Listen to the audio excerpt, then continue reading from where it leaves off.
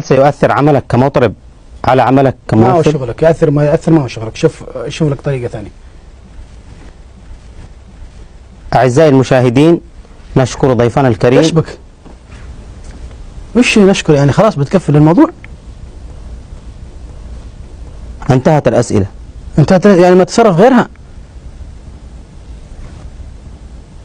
هذا اللي النص اللي ملتزم به.